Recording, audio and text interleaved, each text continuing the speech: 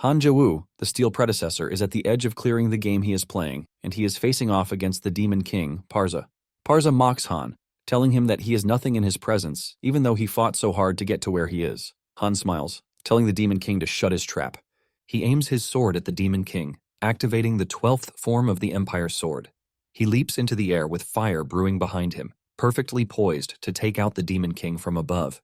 Just as he reaches the demon king, he gets a notification telling him that he has lost his connection to the server. This shocks him, but he is already at the mercy of the demon king. He screams at the demon king, telling him to stop as if the demon king is going to pity him. The demon king ignores him, and just as he is in range to attack, the demon king slices him in half. The notification comes on, telling him that he has failed his raid, and he is logged out. Meanwhile, there are some dudes inside his apartment. They find him in the game capsule, and to wake him up, one of the dumb fellas unplugs the cable. Han wakes up to see that he lost connection to the server because the LAN cable was unplugged. He steps out of the game capsule, grabs the guy, and threatens to kill him. He holds him by the neck as if he is in WWE, trying to choke the poor dude to death. Han might look like the crazy game addict that he is now, but in the past, he was a popular fellow. Everyone in the city of Hanam goes to him whenever they are in trouble, and he helps them out. Because of this, he made loads of money, and he was literally swimming in money. However, he soon got bored with his lifestyle, and this is when the popular virtual reality game called Protector of Humanity, which was designed by an intelligent AI, Aquila, came on board. Han quickly joined the game, which was a vast world of a single-player RPG. Han was so interested in the game since it was something he had never seen or heard of before. He considered it a beautiful and magical world where there were several majestic characters. He got hooked on the game, and Han, who was once careful with his money, immediately changed. He borrowed money just so he could buy the game capsule, which was worth 1 billion won. Even after this, he started to blackmail his former clients. There are those he has helped to make sure that their wives don't find out that they are a piece of trash who cheats and several other shady activities. He leveraged this to get money, and he invested everything in the game. The dudes in his house scold him for owing 1 billion and still sit comfortably to play the game while believing that the game is going to give him money to pay back his debt. Han creates tour guides in the game to help others out, and because of this, he has played the game multiple times. While in the house playing the game, his bank account keeps going down. The dudes suggest that he come back to work with them so that they can continue to make money again. However, he refuses, telling them that he has to see the end of the game first. No one has been able to get to the end of the game since it aired, and since it might be the greatest achievement for him, he wants to see the ending. Han pushes his friends out, and he locks the door. After getting rid of the disturbing flies in his room, he returns to the game capsule. He plugs it back in and lies down in the capsule. The system welcomes him back to the game, and he is thrown into the game.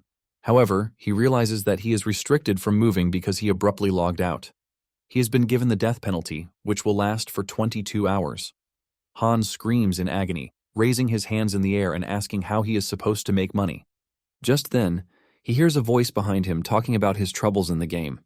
He turns around to see a cute girl, and she introduces herself as Aquila. She claims that she is the game master, but Han just laughs because a kid like her obviously cannot be the game master. Aquila mentions that appearance is nothing but a formality. Han insists that he can't believe her to be Aquila just because she said it. Just then, Aquila snaps her finger and everything stops. The entire game stops, and Han believes that this is a time-stopping magic. It is a skill that is rated SSS rank. Aquila then clears the air, telling him that what she just did is not a skill. She actually took down the server for a few minutes. With this, she believes that doubting Thomas Han will believe her. Aquila then reveals that the game is holding a special event to celebrate its 7th anniversary. Apparently, a new game world has opened, and Aquila urges Han to be the first person to conquer the game with a new character. This is laughable to Han since he has not even finished the main game, and Aquila is asking him to conquer another map. Han calls Aquila crazy, but he quickly takes back his words when he hears that the prize money is 25 billion won. His eyes light up in excitement, and Aquila lets him know that there is an ending to the game. Aquila assures him that there are prizes to be won if he takes on the challenge. Just then, Han sees his bank account credited with over 30 million won. This is enough to get Han to salivate and fall for the setup. Han fists bump as he thinks about how he has gotten his rent for the month. Without a doubt, Han is prepared to take on the event. Aquila is glad to hear this, and she immediately activates the system to transfer them to the new map. They are taken to a dark realm with just a door. Aquila tells Han that the door leads to the new world, and all he needs to do is go through it. Excitedly, Han starts walking to the door and opens it.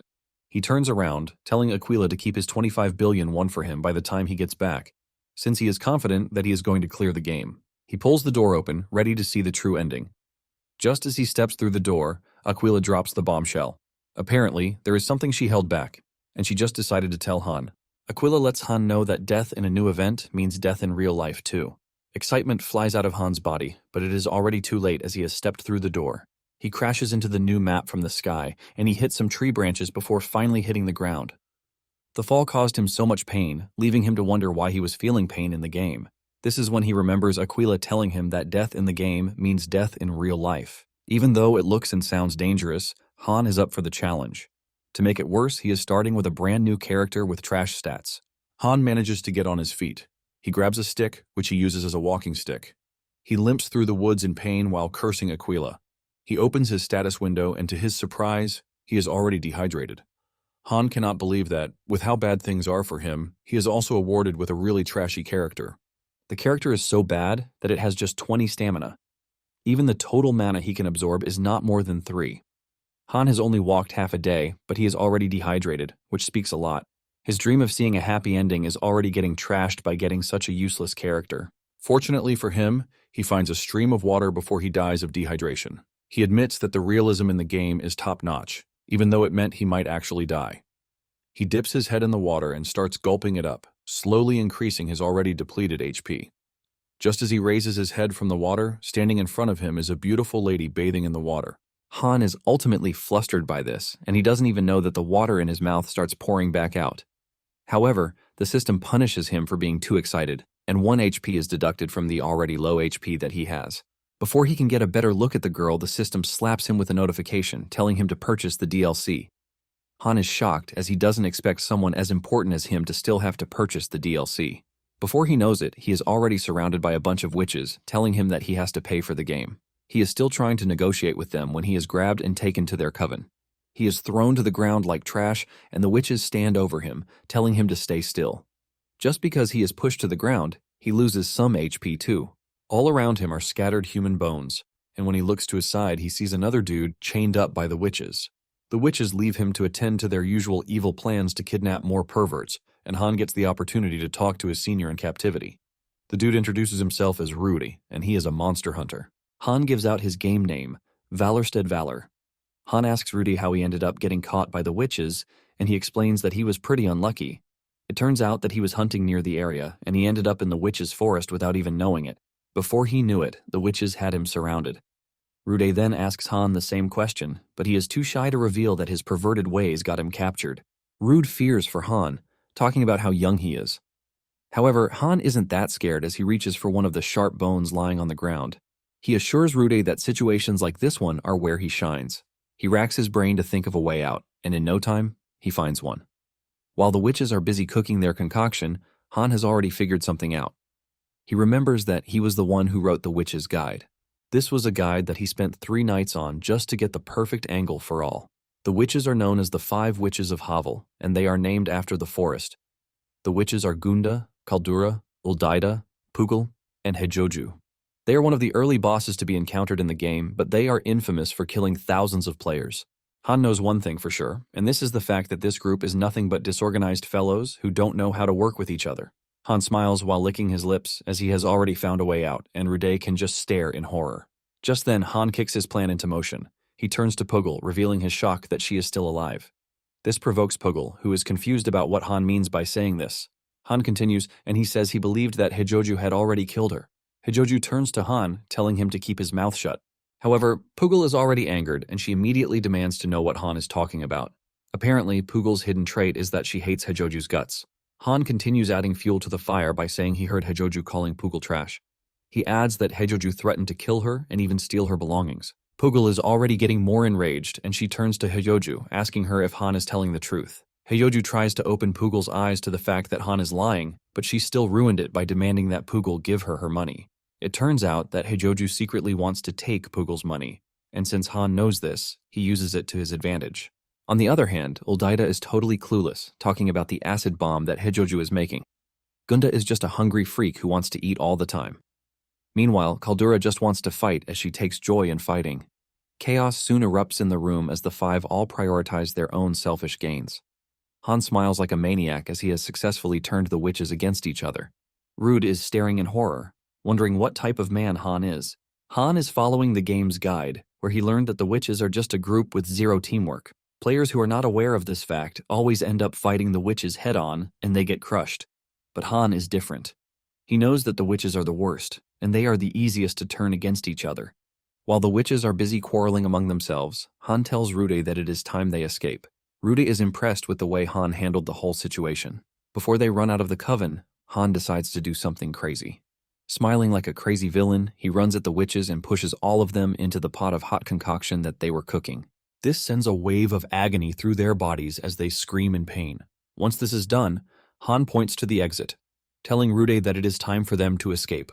Han gets several notifications for inflicting damage on the witches.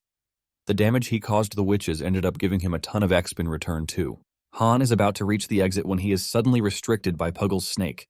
The snake binds Han, dragging him toward the angry witches. Puggle plans to kill Han too, but the snake keeps missing its strikes. Han wants to break free, but his character is too trash for that to happen. Fortunately for him, Rude comes back to help him. Using his sword, he relieves the snake of its head, ultimately killing it.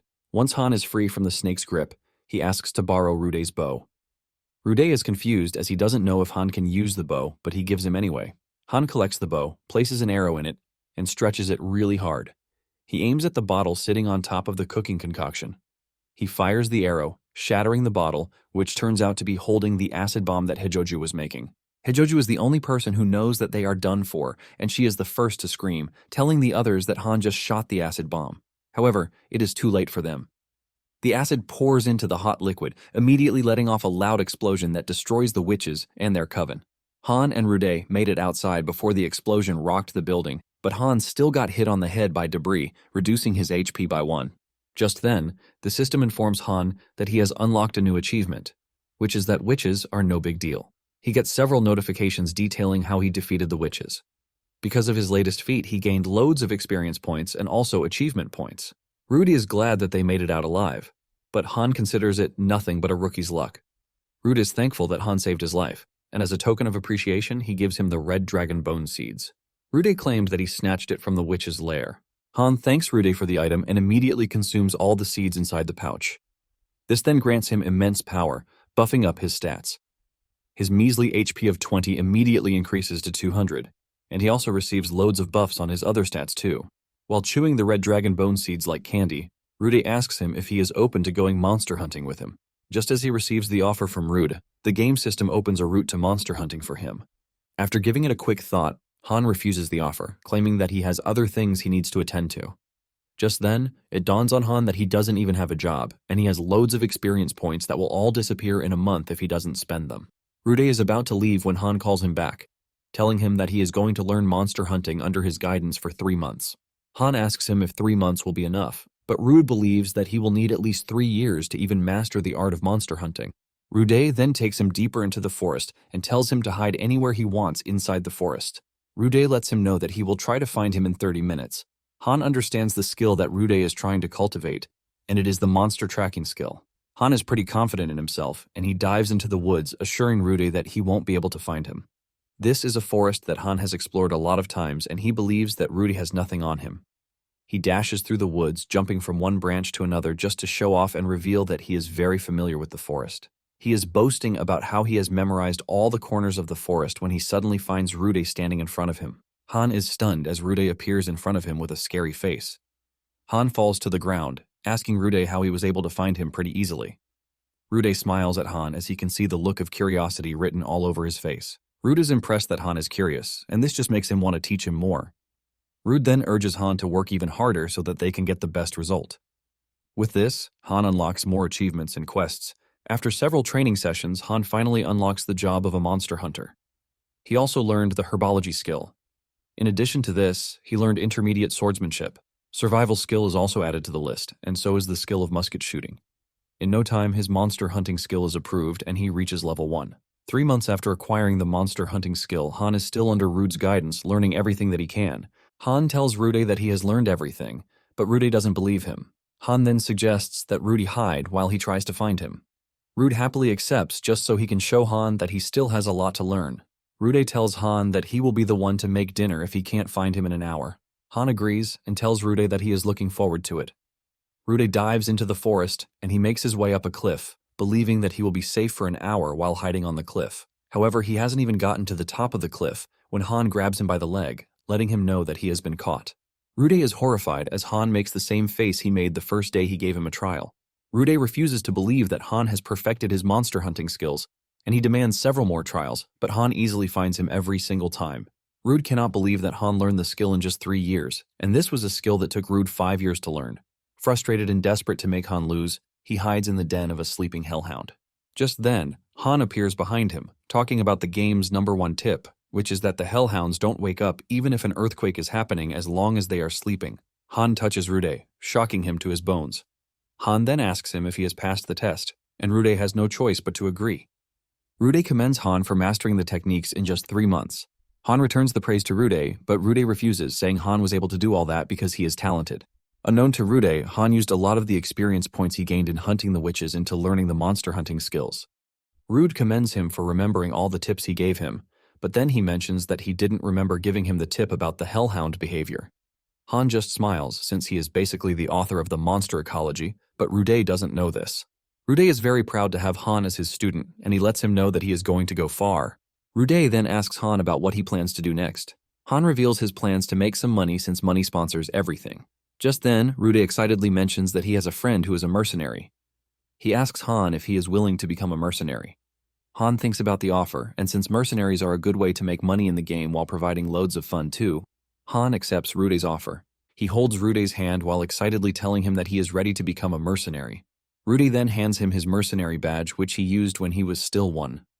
Rude assures Han that his friend will immediately take him in if he sees the badge. Rude wishes Han the best on his adventures. Han is excited that he has gotten himself a great start in the game, and he starts dreaming about the happy ending that he had already forgotten about. He remembers Aquila telling him about the true ending in the game. He tried logging out, but realized that he can't since it is a death game and he is trapped there. Instead of getting scared, Han is pushed by the tension he is feeling. He promises himself that he is going to see the true ending that Aquila was talking about. After he and Rude depart, the system notifies him that he has completed the hidden quest, the Hunter's Trial. He unlocks the new quest of joining the Mercenary Guild. Meanwhile, Aquila is watching everything from her room. She is impressed by the way Han has been moving in the game. Just then, she receives a visit from a lady clothed in gold, Valpergus. Valpergus also talks about how good Han has been carrying himself in the game. Aquila teases her, asking her if she is interested in Han. But Valpergus reminds Aquila that she is a goddess and she doesn't meddle with humans. Aquila mentions that Han is cute, but Valpergus doesn't seem to care. Aquila teases Valpergus for being a mood killer, which she wasn't before. Valpergus admits that she is no longer the fun self that she used to be in the past. Valpergus then asks Aquila if she has truly settled the Han's debts, and she says yes. However, he doesn't know this, and he is still struggling in the game. Aquila considers watching Han fun since he is full of life and energy. Valpergus tells Aquila that she is basically a twisted person, but Aquila takes this as a compliment. Valpergus then asks her if Han is part of her grand plan or if she is just using him as a form of entertainment, but Aquila refuses to give a definitive answer. Aquila just sits there like a proper creepy, staring at Han like she is about to devour him. Han runs through the forest, and in half a day, he makes it out, even though he is exhausted already. However, he only takes a moment to rest before proceeding to the city in front of him. This is the city where the Mercenary Corps is located. He entered town, and the first place he visited was the tavern. He is immediately welcomed by 2 beautiful attendants. They ask him what they can do for him, and they believe that he will ask for a drink or a plate of food. Instead, he tells them that he is searching for someone. The attendants then led him to a table. Han knows that taverns are the best place to get information. People are there to drink and enjoy themselves. All around him are people drinking, eating chicken, and discussing. Han is confident that he is going to get the information on the Mercenary Corps inside the tavern. It is obvious that people let out all of their secrets when they are in a good mood. In addition to this, he gets to have a good time with the pretty staff of the tavern. Just then, he asks them if they know someone named Lev Schultz. The moment he says this, the entire mood in the tavern goes from lively to total horror. Han is shocked to see this, and with fear running through her body, one of the attendants tells him that the name is forbidden in the tavern. Han asks the reason behind this, and the attendant tells him that Lev is too dangerous. The attendant adds that her boyfriend got taken away by Lev and he came back looking like a zombie. Han turns around to look at the said boyfriend, and he is horrified when he realizes that the attendant is telling the truth. In fact, there are other Lev victims in the tavern, and they all look like zombies. Han is utterly terrified by seeing this, and he starts to wonder what sort of monster Rude has referred him to. The attendant pushes him, telling him that he has to run since Lev will show up anytime soon. Han is still trying to understand what the attendant means by this when a giant dude with a scary aura appears in front of him. The scary dude turns out to be Lev, and he coincidentally spots the mercenary badge hanging down from Han's waist. Lev recognizes it as Rudy's badge, and it turns out that Rudy has told him beforehand that Han would be coming. Lev smiles, telling Han that he has come at the right time since he needed someone to fight with. Han is gripped with fear as he tries to understand what Lev is saying. However, staring at the scary face Lev is making tells Han that he is done for. He swears to beat Rude up the next time he crosses paths with him. The two leave the tavern and Lev explains things to him. Han asks Lev to know what he is getting himself into. He wants to know if he is going to be used as a slave in the war between the Steel Army and the Pessimut's army. Lev doesn't put it as badly as Han is saying it, and he claims that he is just going to be a companion. In reality, Han considers it a great opportunity since it feels like the country is drafting into its military. The Steel Predecessor is the protector of the game, and Han believes that he can get information on the other Guardians through him if he plays his game right. Han is totally left in thought when he gets a friendly hit from Lev, reducing his HP by 30. Lucky for Han, they run into the Predecessor and his troop. Han is already dreaming of being among them, but taking a better look at the Predecessor, he looks like a villain to Han. As if Han is not surprised enough, he realizes that the Predecessor is riding with the sister knight, Valpergus. The Predecessor notices that Valpergus is acting a bit weird, and he asks her if there is any problem, to which she says no. The troop rides past while Han just stares at them in awe. He actually recognizes Valpergus because she was his companion in the other playthroughs. However, Han has never been able to save her in any of the playthroughs. Han has tried everything, but it ended the same way. Lev notices that Han is carried away, and he asks him if there is any problem, but he says no. Unknown to Lev, Han is making himself a silent promise to make sure that Valpergus survives no matter what it is that he does. Moments later, they arrive at Lev's mercenary training house. There are several other men training their hearts out at the training ground. As if Han has the worst luck, Lev tells him that they were about to have a sparring match to pick the squad leader for the upcoming battle. To make it more interesting, they have placed bets with money. Even though Han is tempted to join, he decides not to be too forward. Just then, Lev screams at him, telling him that he will be joining the sparring session. Han doesn't even get the chance to argue the decision before Lev announces to the other mercenaries of Han's arrival. They immediately start to rejoice as they are all prepared to have a go at Han so that they can beat the crap out of him. Han stands there in horror, but has no choice since he doesn't get a say in their decision. In no time, Han finds himself in the ring, facing off against a much taller and bulkier dude, Max.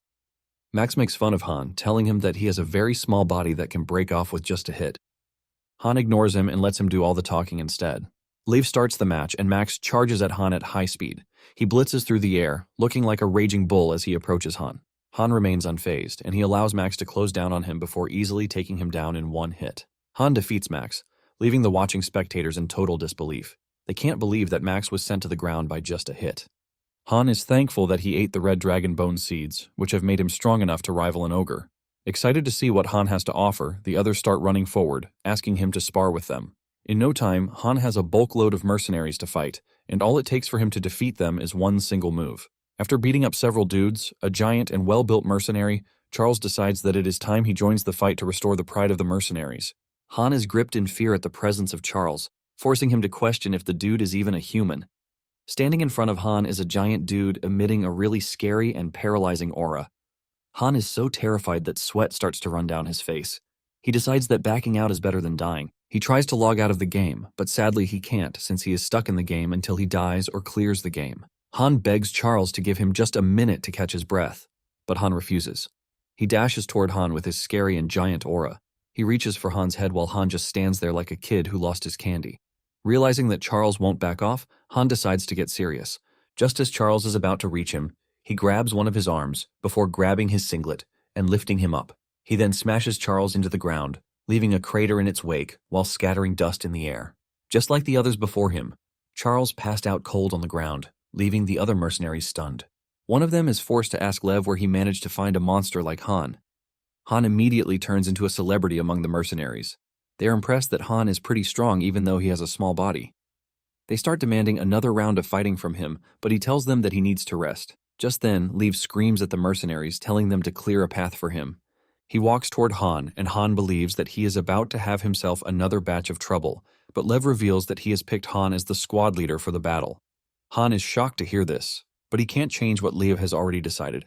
And just like that, Han finds himself leading a group of stern-looking mercenaries. With this, Han completes the quest to join the mercenaries, and his next quest is to recapture Harheim Hill. Soon afterward, Han and his troop find themselves on the battlefield. Han and his troops are part of the Iron Margrave camp. He is cutting through enemy orcs like they are butter.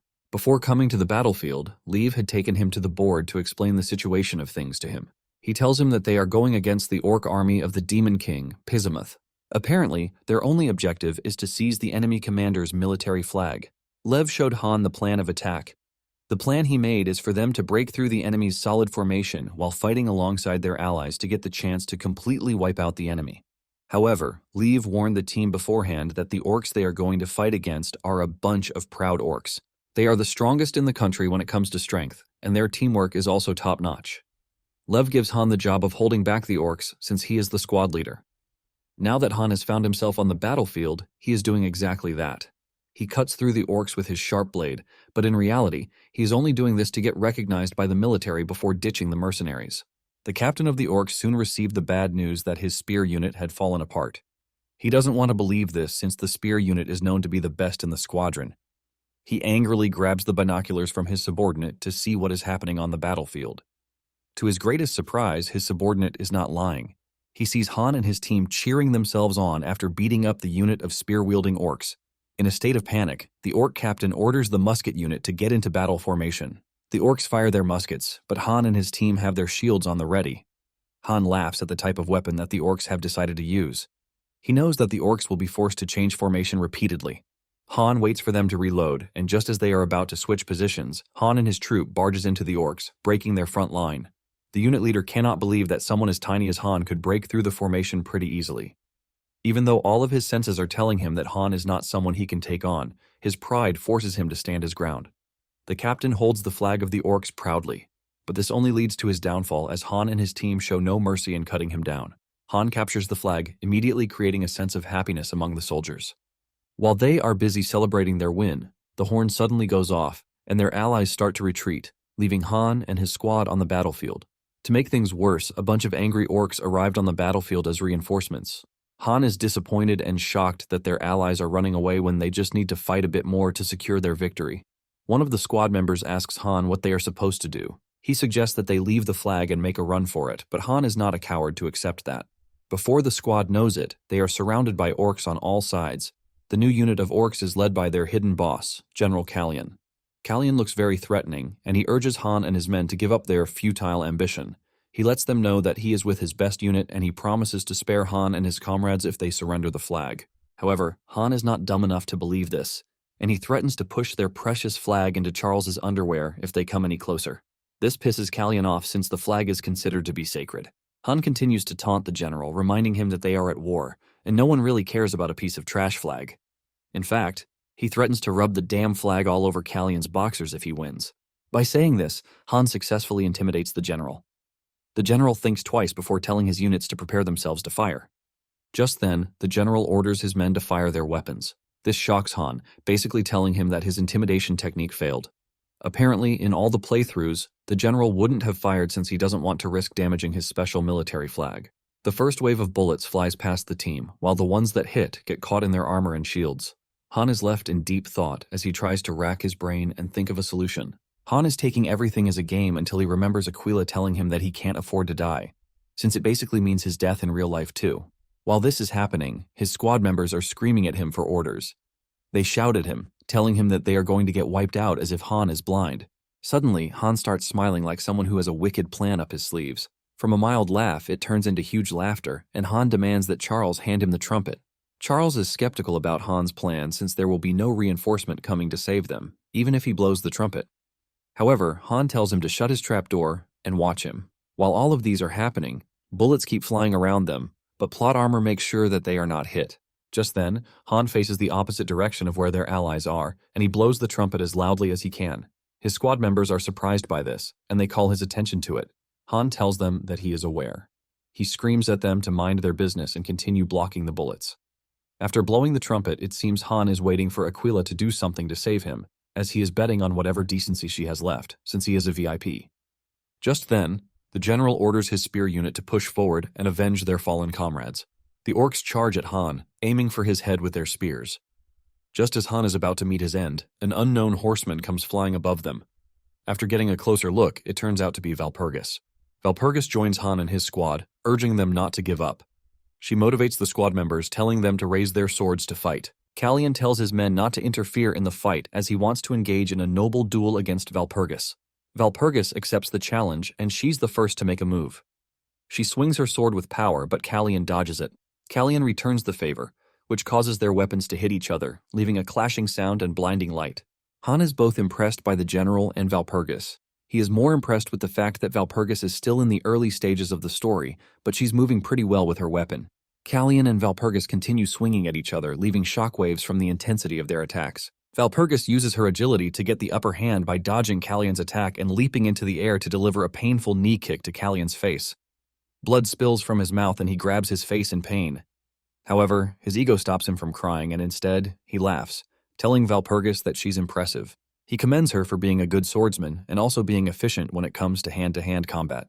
He asks her what regiment she's from, and she simply tells him that she serves the divine being with all of her heart.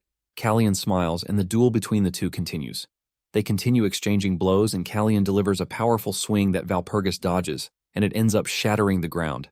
Valpergus leaps into the air, and by the time she descends, she delivers a flashy fine cut straight through Callion's head down to his lower body. She cuts through his armor, and with this, Callion knows he has lost. Before crashing to the ground, he simply commends Valpergus for giving him a good duel. Callion crashes right in front of his soldiers, sending a signal of fear right through them. With their commander rendered incapable of fighting, the orcs start retreating. Han is shocked to see this, as he was not expecting someone as strong as the general to be taken down so easily. He stands there in awe, staring at Valpergus, realizing why she is worth her title. After the orcs have retreated, Valpergus walks up to Han, stretching her hand to shake him and commend him for being a brave warrior.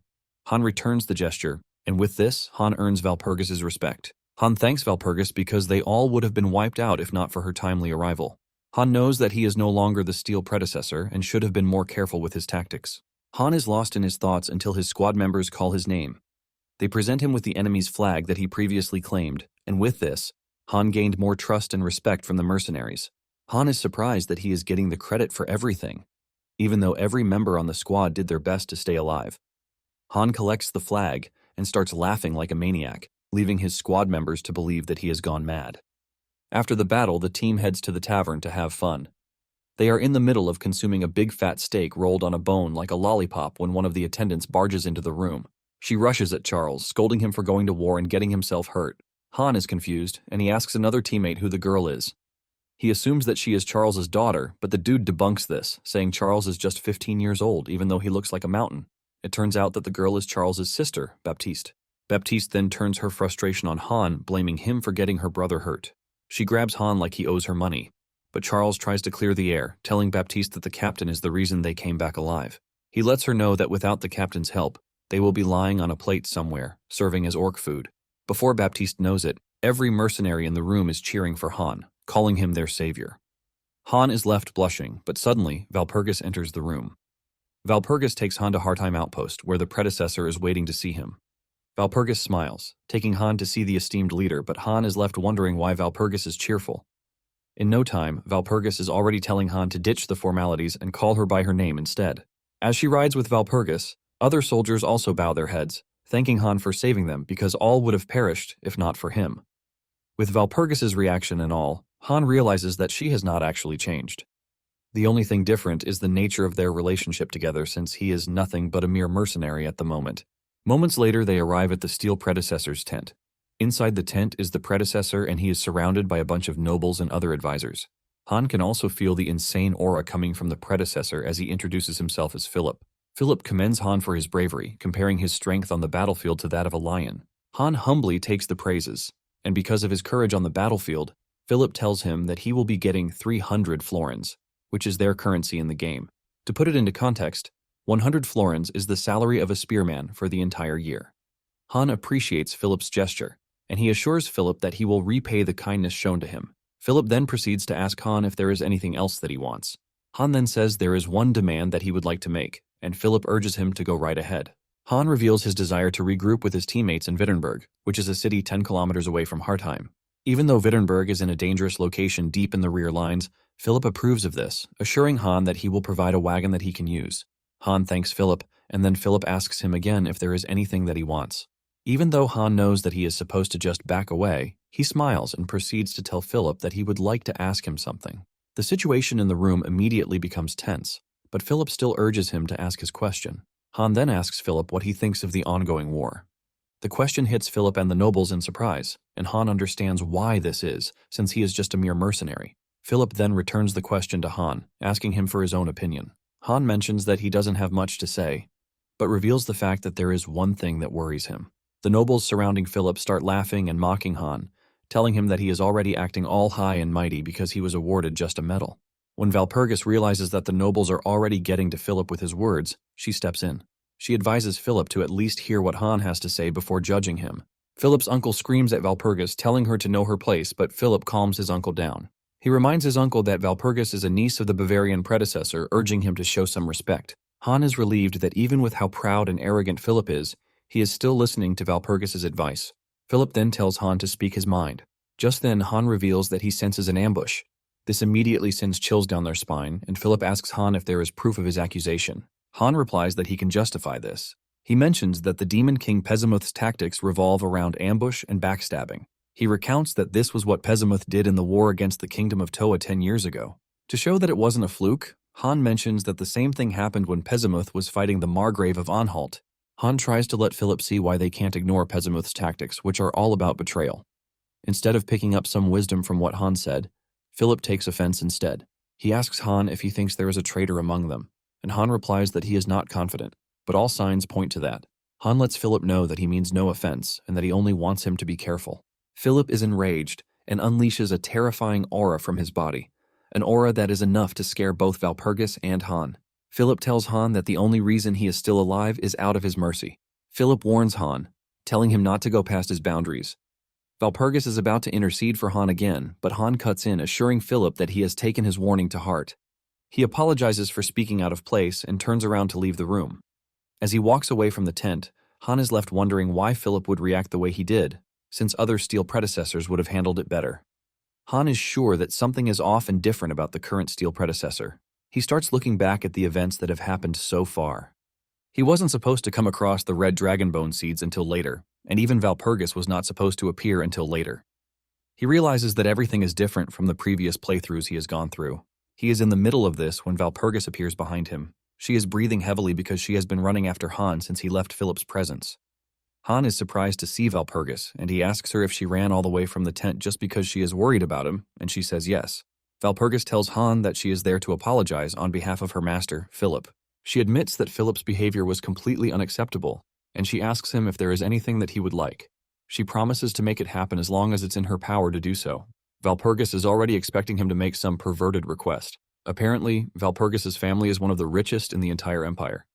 Han manages to restrict his perverted thoughts to himself and tells Valpergus that he only needs a horse and a pistol. Even Valpergus is shocked, asking Han if that is the only thing that he would like. She lets him know that it is a once-in-a-lifetime opportunity, but even as tempting as the offer is, Han maintains his initial request. He reveals that he has always dreamed of becoming a cavalryman, and getting a horse will give him the opportunity he needs to learn how to ride. For the pistol, on the other hand, it is something that he just wants to fulfill his personal fantasy. Valpergus is shocked when she sees Han tearing up, and she asks him the reason behind this. Han simply replies that they are tears of joy. Just then, Valpergus drags Han, telling him to come with her. Han's face turns red like a tomato while being dragged away by Valpergus. Not long after that, Philip and his troop meet Pezimuth on the battleground. Boastfully, Philip assures Pezimuth that he is going to end him. Pezimuth just stares at Philip scornfully, while begging for someone to wipe Philip before he kills him with his bad breath. Just then, Pezimuth gets information from one of his attendants, telling him that their plans have all been perfected. Apparently, Pezimuth has a trump card up his sleeve, and he is planning to use a creepy woman named Hijaz. Even Pezimuth knows that Hijaz is a freak, but he is confident that he can keep her under control. Just then, the devil herself shows up, and to show how worse she is, the other demons bow in horror. Pezimuth tells Hijaz to activate her plan, but urges her to keep her creepiness to a bare minimum. Hijaz smiles, asking Pezimuth if she has ever gone too far. Pezimuth screams at the top of his lungs, reminding the creep that she always takes things too far. The other demons are left terrified just because they know how bad Hijaz can do things. Even though she promised to keep things moderate, the demons know that she cannot be trusted. Meanwhile, Han is making his way to the battlefield. He fears that something is terribly wrong. He is impressed with the speed of the horse and how fast it is. In addition to this horse he got from Valpergus, he also got a healing potion from her, and this is a potion that heals any injury. It is sold at an expensive price of 1,000 florins, which is enough to buy off an entire building. The battle between Philip and Pessimith continues, and Philip believes he has the upper hand until he realizes too late that he doesn't. In no time, Philip's men are crushed on the battlefield, and this is when he realizes that he has been betrayed by one of the nobles working with him. The noble tells Philip of his plan to hit him with a false accusation of treason against the emperor. Philip falls into despair, but he doesn't think anyone will believe an accusation like that. However, the evil noble assures him that people will believe anything that they want to believe. Philip finds himself getting trampled upon by Pessimith thanks to the betrayal by the noble.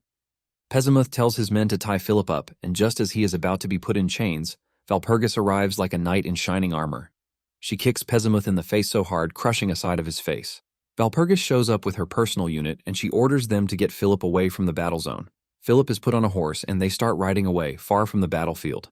Pessimith then contacts the freak, Hijaz, telling her that Philip is headed her way. Meanwhile, Hijaz is having fun with the demons under her care. Once she gets the info that Philip is heading her way, she abandons her fun time and kicks into mission mode. She has prepared her zombie dogs for the attack that she is about to unleash. The moment Philip gets into the proximity, she orders her zombie dogs to go after him. Han is already in the area, and he notices the zombie dogs. He takes down a bunch of them that he runs into, but soon notices that they are few in numbers. He quickly realizes that the bulk of the zombies will be going after Philip. Han is blunt enough to know that he doesn't care about Philip, but he is only doing this to save Valpergus. He edges his horse to run faster so that they can get to Valpergus because she falls prey to the creepy Hijaz. Philip and his men are running through the woods, wading through the wet terrain. They are surrounded by zombie dogs, ready to tear them apart. Philip realizes that his mana is being restricted, and he assumes that this is the work of the Demon King. Suddenly, a zombie dog approaches Philip from the side and almost tears his head off.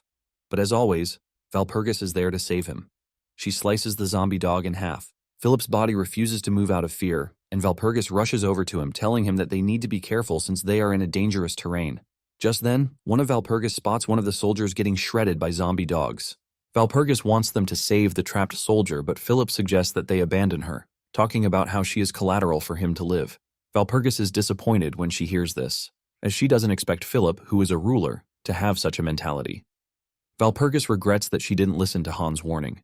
She knows that they would have been able to avoid all the bloodshed if she had listened to Han's warning.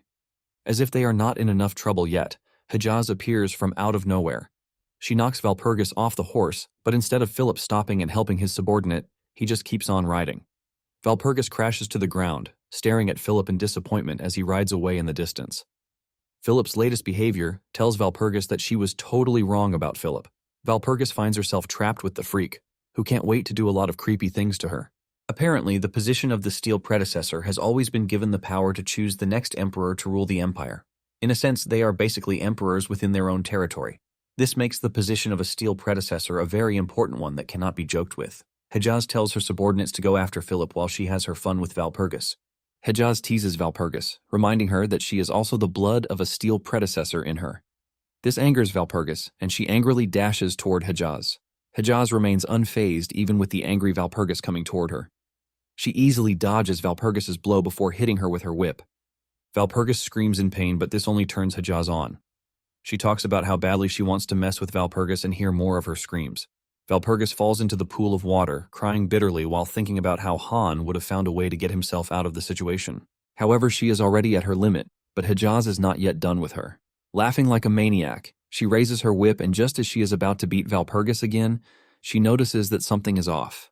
She turns around to see the corpse of one of her zombie dogs, and just before she can react, Han appears behind him, landing a punch that sends her flying through the water before landing some meters away. Valpergus is left in total disbelief when Han appears on the scene. She smiles from behind her helmet and concludes that Han is nothing short of a hero. Han also uses the opportunity to stand cool so he can aura farm his way into the girl's heart. Valpergus crashes to the ground from exhaustion, and Han walks over to check on her. Meanwhile, Hijaz recovers from the deadly blow that just landed on her.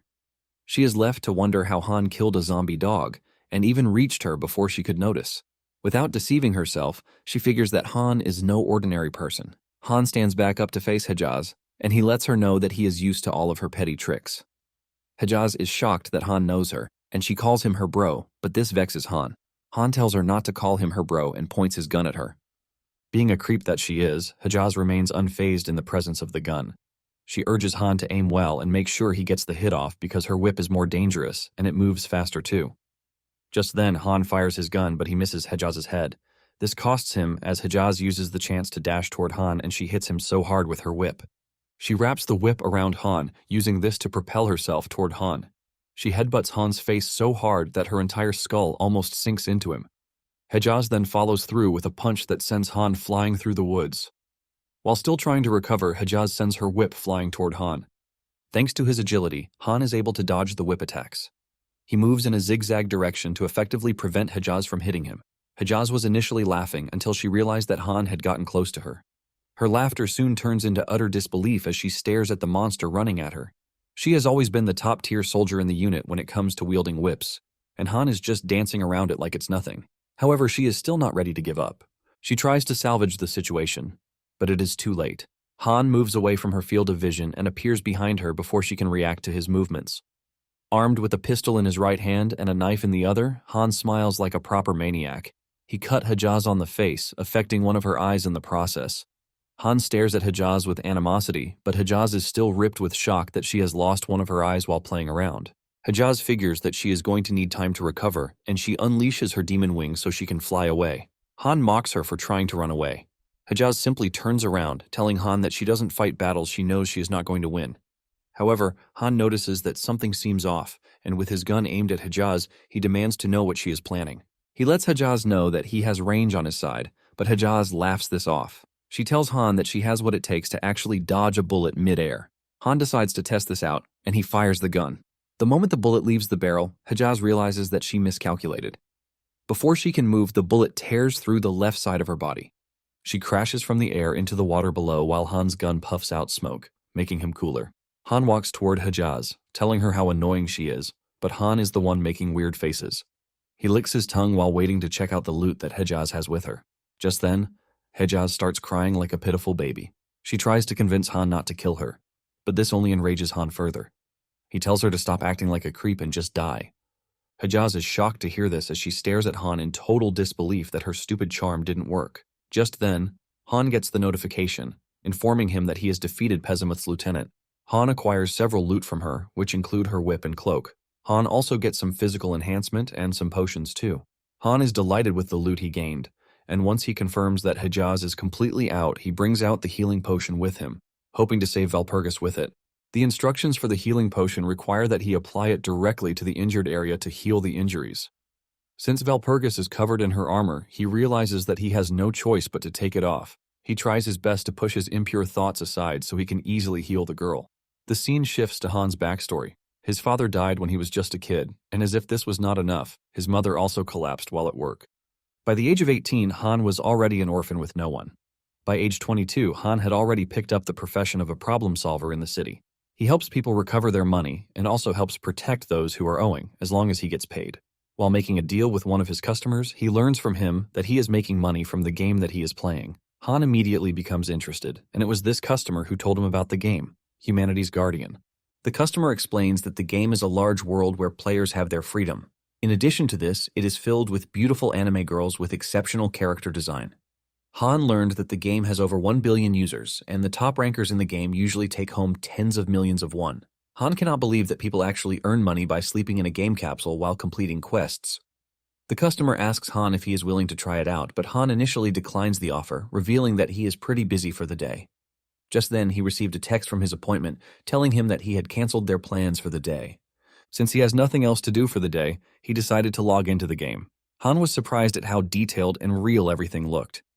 Even the streets are buzzing with people, leaving Han to wonder if he is really in a game or real life. He looks around to get a better feeling of his surroundings. The NPCs look all real, and they even have pores on their skin. Han tries buying fruits, but since he doesn't have money, the seller tells him to move out of his way while he attends to other customers. Han takes a look at his inventory to find money, and this is where he found 10 florins lying in his account. Han thinks of saving the money instead of buying the fruits, but just then, a kid shows up, staring at the fruits, talking about how nice they look. Apparently, the boy is there with his mother, and he seems to be hungry, but they have no money to buy the fruit. Because of the kid, Han buys one of the apples, which is 1 florin, and he hands it to the boy. The boy collects the apple with happiness written all over his face. His mother bows to Han, thanking him for spending his money on her son. However, Han doesn't take this too seriously since it's just game money. Nonetheless, the woman and her son thanked Han before leaving. Helping the kid brought back memories of when Han was still a kid. He remembered that he was just a little brat who always demanded fried chicken from his mother. Han smiles after remembering this, which is all thanks to the game. Since his first day of entering the game, Han started visiting humanity's guardian more often. Whenever he feels stressed in real life, he just logs into the game to relieve stress. He started completing quests, and whenever he logs into the game in anger, he vents all his anger out on monsters. He continued this way, and before he knew it, 5 years had passed in the game. This was when he met Valpergus. Valpergus heard of Han being a skilled warrior, and she approached him to help take down a dangerous wild boar. Valpergus manages to trick Han into joining her by punching his male ego. The two head to the territory of the wild boar, and with just a strike, Han takes down a boar, leaving Valpergus in disbelief. Happy with how strong Han is, Valpergus asks him if he is willing to team up. She sends him a request to form a party with him, and Han hesitates. Realizing that Han is not going to cooperate without some measure of goodwill, she assures him that she is going to recommend him as a knight of the Empire. Han hears this and immediately agrees to the deal. In no time, Han climbs up the ranks and becomes the steel predecessor. He stands in front of the crowd, addressing them, and Valpergus stands beside him. She asks him how he feels being in his position, but Han is humble enough to know that he did get there with his own strength alone. He gives Valpergus her flowers, saying he wouldn't be where he is without her.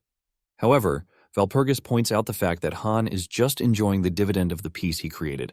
Now in the present, Valpergus has recovered, but Han's face is all disfigured, probably after getting beaten up by Valpergus for opening her armor. Valpergus asks Han why he is so committed to helping, and with his banged-up face, Han replies that he simply likes the world. Han adds that the game world is the first place he has admired beauty and nature. Valpergus then mentions that she is going back to the convent, and Han understands why this is because they need to know that she is still alive. Valpergus reveals that she would like to repay Han when they return to the convent because she appreciates him. Han quickly tells Valpergus that he is looking forward to it, but she already knows that he is just a freaking pervert. Soon afterward, they arrive at the convent only for Han to be denied entry by Sister Angela, who claims that the convent is under an emergency protocol. After his request to enter the convent is denied, Han is forced to stay in an inn near Lenefelten. He is disappointed with the turn of things since he wanted to request the Heart of the Angel as his compensation from the convent. The Heart of the Angel is a sacred relic passed down through generations in the Valperga convent for centuries.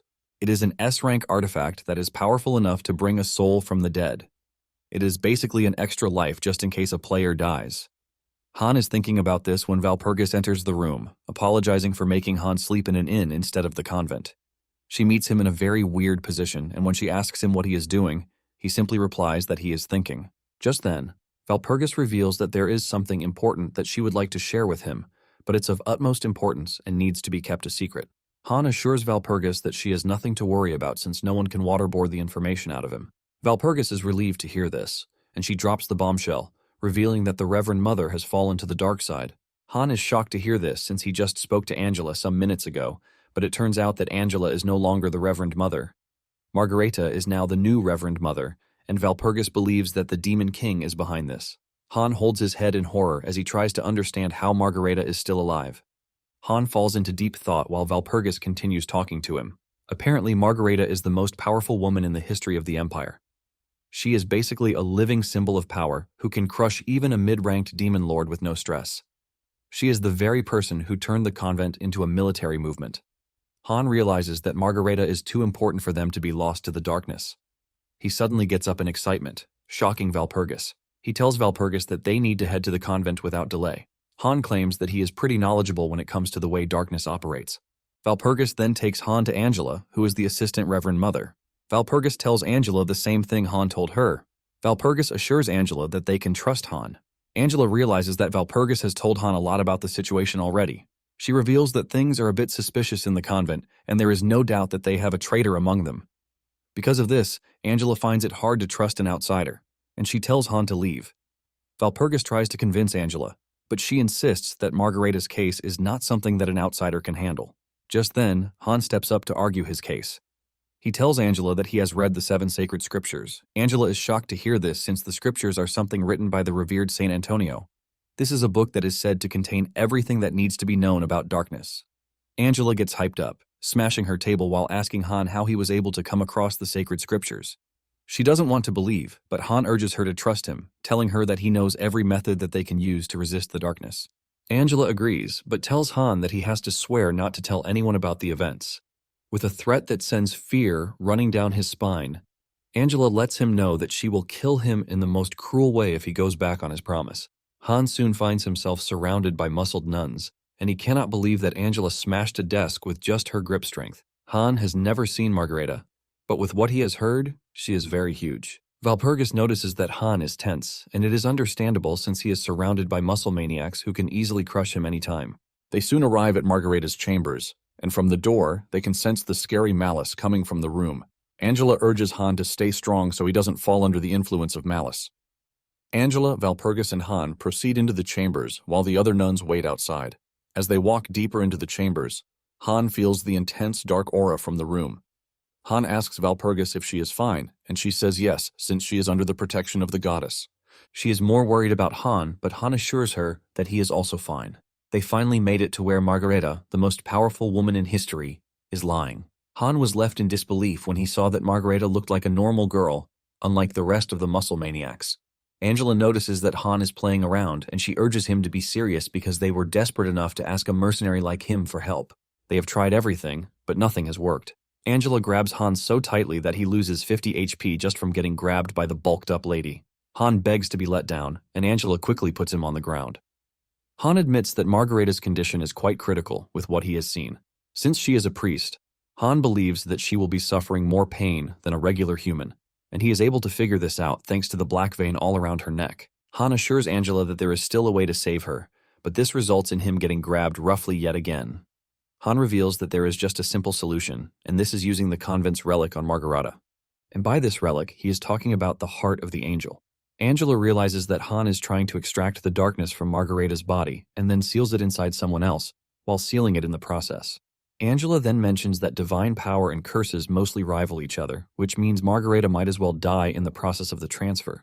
Han agrees with Angela, but says he is going to use the heart of the angel to carry this out with no harm. The sisters can carry out the ritual too because of their divinity, but since he is an outsider, it is pretty easy for him to be the vessel. After explaining this with a smile on his face, Angela tells Han that she still fears that his plan won't work. Apparently, Margareta left a message, telling them not to sacrifice anyone in her stead. Margareta claims that the Empire will lose everything if that is to happen. Angela agrees with Margareta's wishes because the curse affecting her is one that they do not know of. It is a mysterious curse that looks really dangerous. Angela then asks Han if he thinks he can survive with the curse in his body since he's going to be haunted for the rest of his damn life. Valpergus agrees with Angela, but Han assures them that he will be fine. Han looks Angela in the face, assuring her that he knows the darkness from the Great Holy War, and since he is not a cleric, he is not vulnerable to the darkness. Han adds that he is just a mere nobody who serves as the best candidate for them. Angela is hesitant about the plan since she knows that Margareta is going to berate her when she wakes. However, she wants to save Margareta, and she gives Han free rein to do whatever it is that he wants to. After collecting the heart of the angel relic, he prepares his plan to help Margareta. Han knows for sure that it would be wise for him to save the relic for later, but at the same time, he needs to resurrect Margareta so she can become his ally. Han puts the relic on his finger, and Valpergus tells him to rethink his decision, but Han's mind is already made up. Angela can see this, and she urges Valpergus to forget about trying to convince Han since he is a man. Once the preparations are complete, Han begins the ritual. He places his hand on Margareta's head and starts swallowing up the darkness inside of her. Han is transported to the realm of darkness, where it is completely dark. Suddenly, he hears a terrifying voice behind him, demanding to know the identity of who summoned them. Han then introduces himself, and he tells the voice to lift the curse that they placed on Margareta. The voice laughs at Han and calls him weak. The voice tries to crush Han's soul, but his soul is protected. This shocks the darkness since it doesn't expect Han's soul to be immune to its power. Han simply tells the darkness to shut its mouth and lift the curse on Margareta. Realizing that it can't touch Han, the darkness threatens to hurt everyone Han has known. Since the darkness is playing a dirty game, Han decides to play along. He tells the darkness that he has seen the 7 sacred pictures. This catches the darkness's attention, and Han continues talking about how he got the scriptures and the events surrounding them. He claims that he traded blows with death in a struggle to get it. Using this, Han is able to blackmail the darkness, forcing it to agree to his terms. However, the darkness mentions that it has conditions of its own too. Han is then given a quest to kill all the demon lords who are affiliated with death in a struggle. He is given a list of demon lords that he has to kill. There is Kolak, Farza, Herzamak, and Amur on the list. Once they have reached an agreement, the darkness proceeds to unleash its power on Han. The pressure from the power is so much that it rips through Han's skin, and he believes that he is going to die. Once the merging process is complete, he unlocks a new stat, Darkness. In addition to this, he acquired a new skill that allows him to summon the dead. However, the force of acquiring such power is too much, and he ends up dying. Later on, he comes back to life, which is all thanks to the relic he was wearing on his finger. Han laughs evilly, realizing that he just got himself some really cool powers. He is basically the king of necromancers, and he can command a legion of liches, undead, and even bone dragons. He has managed to raise his rank so high that he is proud of himself. Just then, Valpergus enters the room with tears in her eyes, believing that she has lost Han. However, Han assures the lady that he is fine. Valpergus reveals that she brought Han to her room after he lost consciousness at the end of the ritual. Han thanks Valpergus for saving him, but the lady screams at him, telling him not to do something reckless again. The lady reveals that she was very worried when Han was totally out. Han places his hand on hers, assuring her that he is not going to do something that will get her worried again. Valpergus smiles after hearing this, relieved that she has Han beside her. Suddenly, they hear a loud noise outside, and they assume that they are under attack. The two rush outside to find Angela and some other nuns standing in front of decimated trees. Han is shocked to see this, and he asks Angela if Pezimuth showed up out of nowhere to break down trees. Just then, Han hears Margareta's voice behind him, telling him that she was just doing a light warm-up after waking up. He turns around after feeling the intense aura from Margareta, and he is stunned to see the lady carrying a giant tree in her hands like it's nothing. She drops the tree trunk she is carrying, and it almost crushes Han and the others who are watching. Margareta smiles like she didn't just try to crush her subjects to death, and she tells Han that he can call her Mari instead of her. After she is done showboating, Marie and the group head back inside. Apparently, Han sought the Necromancer power so he could assassinate Philip. But since Philip is a predecessor, he needs to be careful. Mari's lively nature pulls Han out of his deep thought, forcing him to ask Valpergus if Mari is always this way. In addition to this, he cannot believe that the feared Mari is just a kid. Moments later, they arrive at the underground vault of the convent. Mari reveals that the vault is filled with several cursed items that are fit for someone like him, since he is cursed. Han thanks Mari for this, but she tells him not to, since she would like to take him on a date. Mari finally puts behind her childish behavior, and she opens the vault door. Han is enjoying everything so far, and he just wants to finish from the convent before he starts to hunt Philip. Han is able to gather equipment and items that are of high rank. He is pretty sure that with his new setup, there is no one who would outclass him again. Han heads to the stable where his horse is, ready to leave, but Valpergus shows up. She asks him for a walk before he leaves, and Han agrees. Valpergus reveals that she is comfortable around Han as if they have known each other for a long time. Unknown to Valpergus, the two share a lot of history together. Just then, Valpergus asks Han if he is curious about her face, which she always hides behind the mask, but Han plays dumb. Han says he never asked since he believes that there is a reason for her to wear the mask. Valpergus then reveals that there is a huge scar on her face, which was left behind by a curse. Even Valpergus doesn't know what kind of curse it is, and because of this, her uncle has been doing his best to make sure that it remains a secret. However, those who don't know her story have coined out a nickname for her, which is the Ugly Knight. Valpergus then tells Han that she is prepared to show him her face, and this is because it is him. She raises her helmet, revealing the glowing beauty underneath it. She asks Han if she looks hideous, but Han's face is already bright red, so he is too stunned to speak. Han is blown away because this is the first time he will be seeing Valpergus's face in all the playthroughs that he has gone through. The situation between the two gets even more awkward when Valpergus reveals that she has a gift for him. It's a treasure passed down in her family. It is a necklace, and with the way she is saying it, it's pretty valuable. Han is forced to ask why the lady would want to give him something so valuable. She answers that it is a token and a signature that means they will always be together. Han is happy to hear this, and he assures Valpergus that he is going to treasure the necklace with everything he has. Trying to avoid more awkwardness, Han decides that it is time they go their separate ways. However, they soon find themselves arguing over who is supposed to go first or stay back. In the process, Han unlocks the romance route to get to Valpergus. With this quest unlocked, Han realizes that he might end up getting married to Valpergus. As he travels through the dark forest, he finds the bodies of soldiers lying everywhere, brutally killed. He figures out that Philip's army had a fight with Pessimith's army in the forest.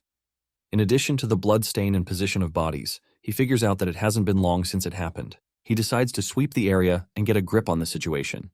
He whips out his dagger, and the dagger activates a new skill for him. This is a skill that allows him to summon the dead. The moment the skill activates, it summons vampires, the dead soldiers, and Han orders them to track down Philip. He also orders one of them to gather the military uniforms on the ground, as they will come in handy later. Philip is hiding in a rundown village when Han shows up, screaming at the top of his lungs to announce his presence. Philip replies to Han from where he is hiding in an attempt to protect his ego. One of his men suggests that they continue hiding to properly assess the situation, but Philip punches him in the mouth, telling him to keep his mouth shut. Philip believes that Han is there to save him, while his soldiers are just mere trash. Philip assures his soldiers that they are all going to serve under Han once he manages to get out of the tough spot he found himself in. Philip rushes out to meet Han, believing that he is his savior. He kneels in front of Han, with happiness all over his face. Philip's soldiers, on the other hand, are all scared for their lives. Philip assures Han that he is going to reward him, but just then, Han attacks Philip's soldiers, shocking him. He crushes their heads with just his fists before turning his attention to Philip. Han assures Philip that he has no need for him again, leaving Philip in a state of shock and fear. Philip is enraged when he sees this. Red veins fill up his body, talking about how he is a tiger and Han is nothing but a dog. Han doesn't mind the comparison as he tells Philip that he is ready to bite off his superior. Philip unsheathes his sword and swings it so hard, releasing a deadly technique. Han jumps backward, dodging the sword slash, but his minions get crushed by Philip's attack. Han realizes that losing more minions will cost him precious mana, and he tells all of them to back off. Philip taunts Han, believing that he has the upper hand, but Han unsheathes his weapon, the dagger. The two leap toward each other, attacking each other and smiling like creeps. Philip stays on the offensive, destroying everything in his path while Han is being forced backwards. Han feels the impressive power of the predecessor, but he is not surprised since he once wielded the impressive power that comes with being in the position of a predecessor. Han knows that the technique used by the predecessor is one that relies on counterattack. Philip pushes Han back, telling him that he is not going to allow him to survive. Han then reveals that he has the convent backing him up, but Philip says he doesn't care about the convent or those supporting him. Philip activates another form of his sword attack, lifting him into the air. He looks monstrous in the air, and he plans to end Han with a single strike. Philip manages to land the hit, but it turns out to be very weak. All the injuries he has suffered so far contribute to his lack of mana. This leaves him open, and Han easily kicks him in the chest, throwing him into the distance. Han then tells Philip that the convent is not the one he should be scared of, but him. Philip falls to his knees and loses his grip on his sword. He tells Han that he would have easily crushed him if he were in good shape. Philip screams at Han, asking him why he is trying to kill him when he has only shown him favor. Han is surprised that Philip still doesn't realize what he did wrong, and since he doesn't, he tells him that he is going to spell it out for him. Han reveals that he is mad because he advised Philip, and he basically threw everything in the trash. Philip's second offense is that he abandoned Valpergus, who has always served him. The third one is that Philip allowed people, whom he was supposed to protect, to die. Just then, Philip starts to cry, saying everything he has done so far is for the benefit of the people, because if he dies, there is no one who would cater for them. Philip adds that his death would only bring joy to the electorates, and Han agrees with Philip. Because of this, he tells Philip that he is going to give him a fair chance. Han brings out a healing potion, and he assures Philip that he will give him the healing potion if he can accept his terms. Philip excitedly tells Han that he is prepared to do whatever he asks him to do. Han then tells Philip to get down on his knees and beg Valpergus for forgiveness. Philip puts his pride aside and does as told. Han tells him that he will also give Valpergus' family money, and he agrees to this. After tendering his apology, Han gives him the dark-colored potion to drink. Without thinking twice, he gulps it up but spits it out immediately. It turns out that it is no healing potion but the venom of the poison dragon, Fergma. Philip is pissed that Han is trolling him. Han then tells Philip that there is nothing he can do to survive since demon kings die from the poison he just drank. It was poison that he got from Hijaz after defeating her. Philip angrily picks up his sword to attack Han, but before he can reach Han, one of the vampires slashes him. Philip is shocked to see that he just got cut by one of his dead soldiers, Pip. He starts asking stupid questions like, how is he still alive? This was the soldier that he allowed a zombie dog to devour while telling Valpergus that he was just collateral. Pip reveals that he actually died, but Han was the one who gave him a second chance at life. Pip boldly tells Philip that the master he serves is Han. Pip stands in front of Philip with a menacing aura, telling him that it's time for him to pay for his arrogance. Pip places his sword on Philip's neck, ready to decapitate him. The system asks Han if he is ready to allow Pip to kill Philip, since it is going to affect the game's progression. Han is shocked to learn that Philip's death will mess with the game. Even with the warning from the game, Han orders Pip to kill him. Following his master's orders, Pip slashes Philip's throat, ending him. Error notification is slapped all over the screen, announcing that a guardian has been killed. Because of this, the system notifies Han that he has increased the difficulty of the game because he interfered with the will of the system. Instead of getting scared, Han laughs evilly since all of this is part of his plan. He has somehow shocked Aquila, who didn't see it coming. Aquila watches as Han dances in excitement, but she swears that it is just the beginning. With Philip out of the picture, Han is blessed with some new high-ranking skills. Han is proud of himself as he stares at the rewards he got from taking out the predecessor. He gained 3 SS grade skills, 1 S grade skill, and 1 A grade skill. To top it all off, he acquires a drop item. He tries using it, but he encounters a barrier, and he decides that Mari is going to help him out with that. The system informs Han that he has obtained a guardian's essence, but he is going to need 5 to become a transcended being. The system then warns him that the seal will get weaker with every guardian that Han kills. Han is able to figure out that he needs to be pretty careful when terminating the guardians so as not to have a big problem on his hands. He wants to emerge as a transcendent at the end and clear the game on his own. Just then, Pip comes running over, telling Han that they have found what he was looking for in Philip's belongings. Han gladly collects the item from Pip, which is a scroll, and he commends him for a job well done. Pip then tells Han that they have followed his instructions to dress Philip up like a demon. Just then, they find one of Philip's soldiers who was hiding. He starts begging that they spare his life. Pip turns to Han, asking him what they should do about the guy. Han smiles at the scared soldier because he has something cooked up for him since he is ready to do anything. Not long after this, a troop of soldiers led by Commander Lawrence arrived at the site where Philip was killed. Lawrence is informed by his troops that they managed to find a survivor after searching. Lawrence then orders that the survivor be cared for since they are going to need his testimony. Moments later, Lawrence hears from the survivor. He tells Lawrence that they were attacked by demon troops, and they stole an item from Philip. The survivor confesses that he was hiding while his friends were being killed. This vexes Lawrence, and he angrily hits the ground with his sword, wishing that he had arrived at the village a bit sooner. Instead of punishing the survivor, Lawrence decides to portray him as a model knight for everyone to see. He tells the other soldiers that the survivor risked his life to protect Philip.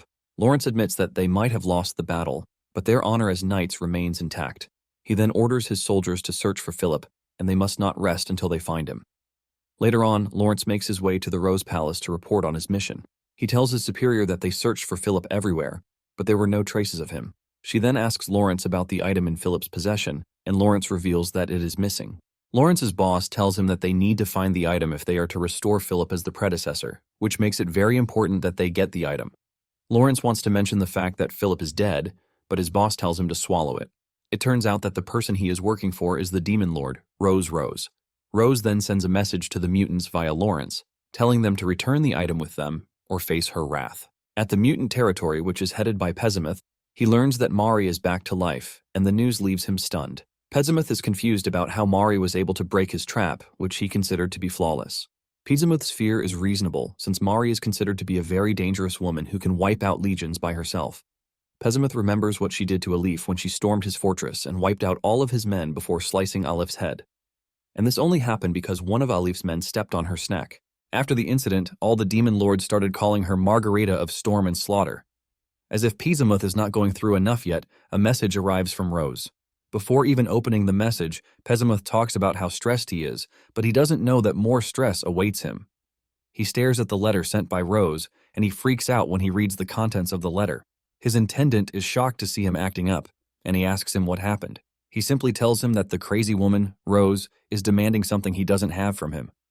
Pessimith's intendant is left in deep thought, wondering why Rose would think they have what she is demanding. He knows that they didn't catch Philip, and they even lost Hijaz during the entire thing.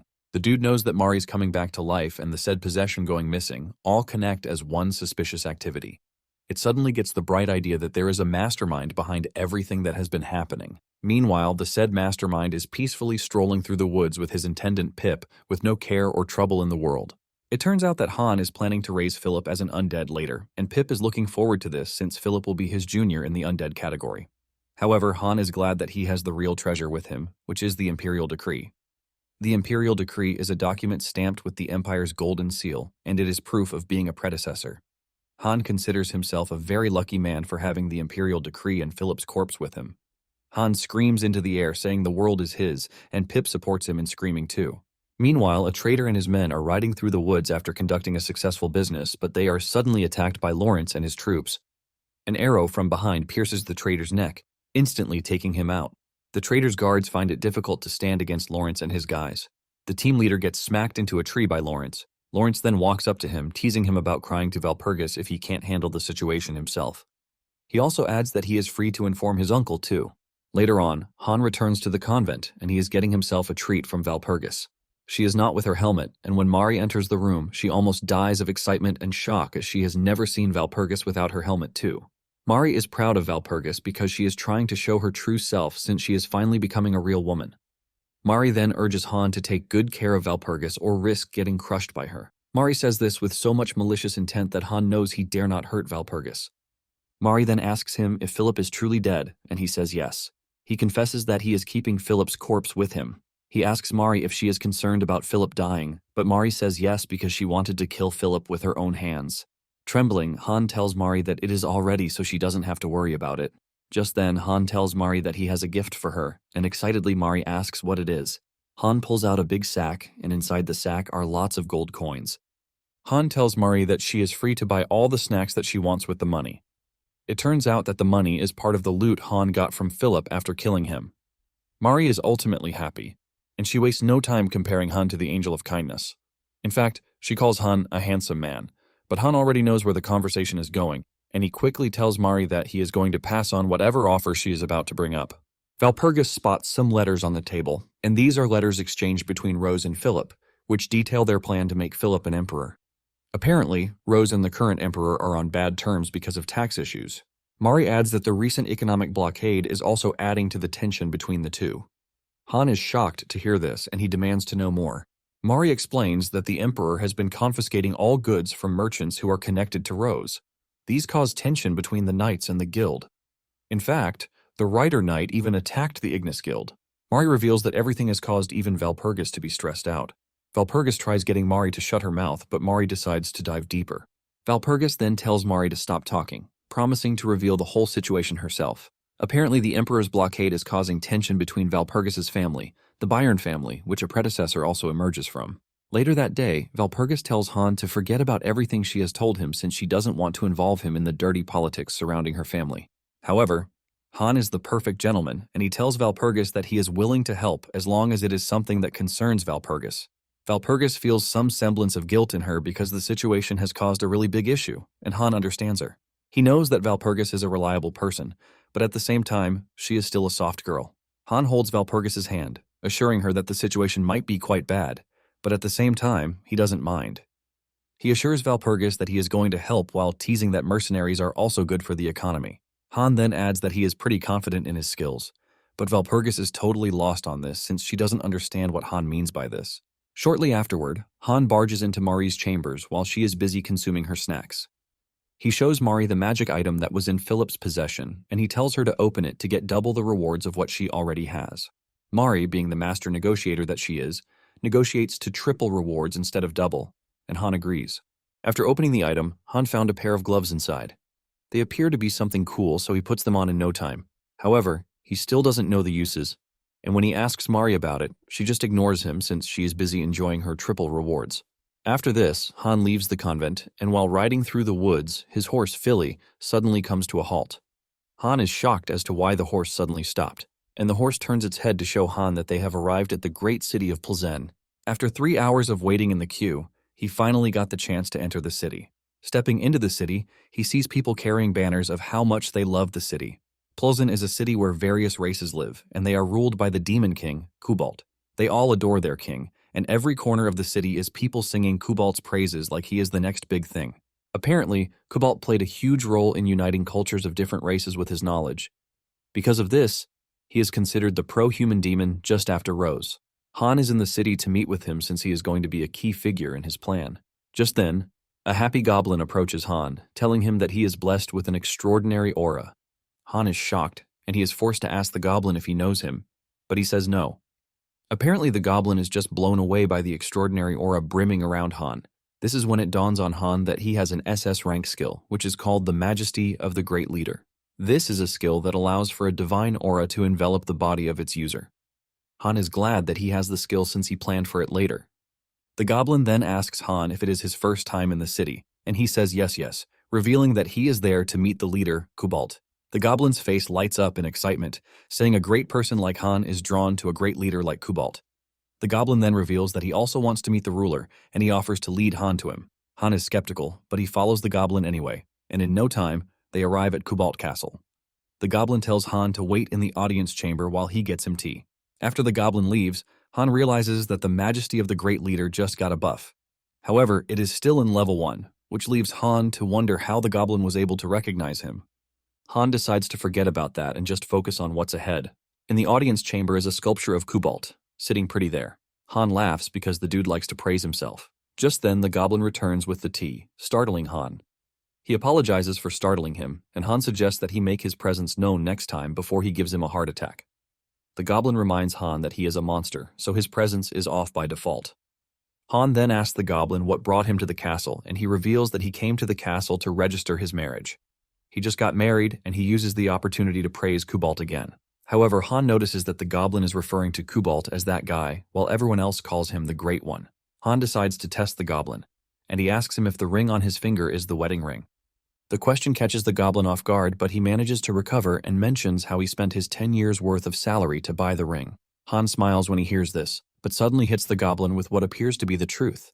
He tells the goblin that he is quite the actor. The goblin feigns ignorance, but Han lets him know that he recognizes the ring on his finger as the one Kubalt wears. In addition to that, Han came into the city unknown to anybody, but the goblin was the first person to mention his extraordinary aura.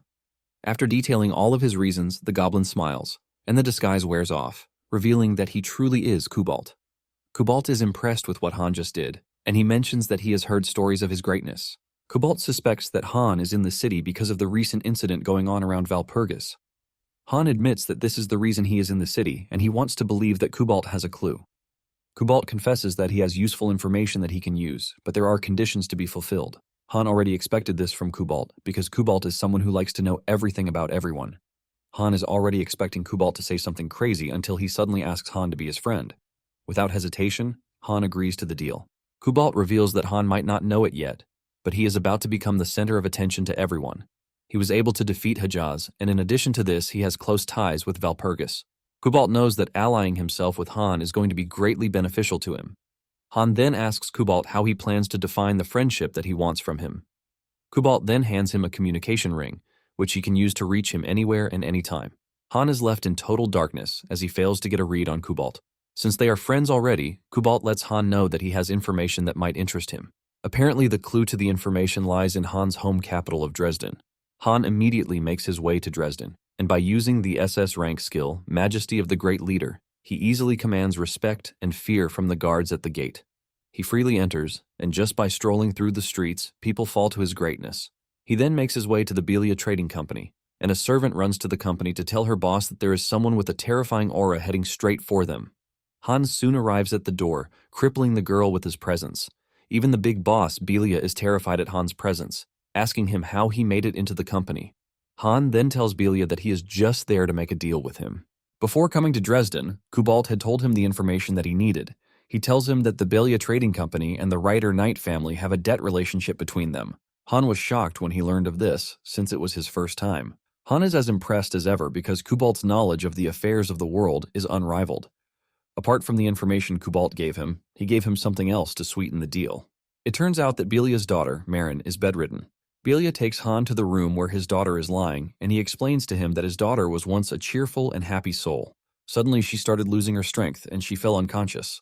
Since then, several famous doctors on the continent have come to check her, but there has been no improvement in her health. Belia is worried that his daughter will eventually die since there is no one who can help her. Just then, Han tells him that there is something that can help her. In no time, Belia is bawling his eyes out, begging Han to please help his daughter. Han then tells Belia that he came to make a deal because of his daughter's condition. He touches Marin's head, saying the girl's condition is very critical. He checks out the symptoms on her body and reveals that ordinary medicine will not help the girl.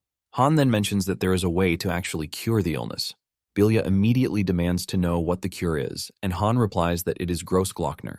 Han says they are going to need an elixir from a place called Grossglockner. Belia immediately falls into despair when he hears this, since Han is basically saying his daughter is as good as a dead person. Apparently, Grossglockner is a place known as the home of the impossible in this world. It is the Dragon Canyon, located in the southeast of the Empire, and it houses the dragon, Teufel. Teufel is one of the few ancient dragons left, and it is considered very powerful. It is so deadly that even demon kings avoid the dragon. Inside the dragon are countless demonic beasts under the dragon's rule. This makes it a place where demons and humans will prefer not to ever go. However, Han, being the risk-taker that he is prepared to go. He assures Belia that he will go, and by activating one of his acting skills, he manages to get through to Belia. Belia begs Han not to go, but Han reminds Belia that his daughter needs help, which is why it is important that he goes. Han tells Belia to take care of Marin because she currently needs her father's love. Belia starts crying, and he asks Han what he wants him to do. Han replies that he doesn't want too much from him. Han then mentions the debt relationship between Belia and the writers. Han tells Belia that he wants to take over the debt relationship.